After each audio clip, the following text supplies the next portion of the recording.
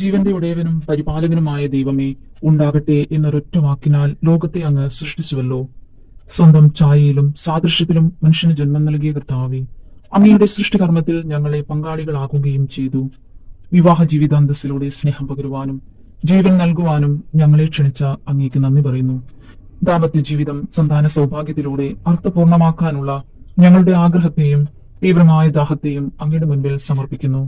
വൃദ്ധനായ അബ്രഹാമിന് ഇസഹാക്കിനെയും ഹൃദയം നൊന്ത് പ്രാർത്ഥിച്ച ഹന്നായ്ക്ക് സാമുവലിനെയും വന്ധ്യെന്ന് കരുതപ്പെട്ട എലിസബത്തിനെ യോഹന്നാനെയും നൽകി അനുഗ്രഹിച്ച കർത്താവേ, ശിശുജനനത്തിന് തടസ്സമായ എല്ലാ കുറവുകളും പരിഹരിച്ച് ഞങ്ങളെ അനുഗ്രഹിക്കണമേ. കണ്ണീരിൽ കുതിർന്ന ഈ യാചന അമ്മയായ പരിശുദ്ധ കന്യകാമറിയത്തിന്റെ പുണ്യയോഗ്യതകളോട് ചേർത്ത് യേശു വഴി അങ്ങേക്ക് ഞങ്ങൾ സമർപ്പിക്കുന്നു. ആമേൻ.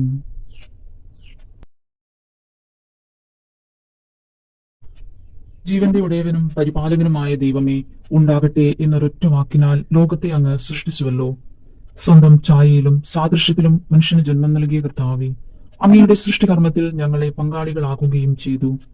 വിവാഹ ജീവിതാന്തസ്സിലൂടെ സ്നേഹം പകരുവാനും ജീവൻ നൽകുവാനും ഞങ്ങളെ ക്ഷണിച്ച അങ്ങേക്ക് നന്ദി പറയുന്നു.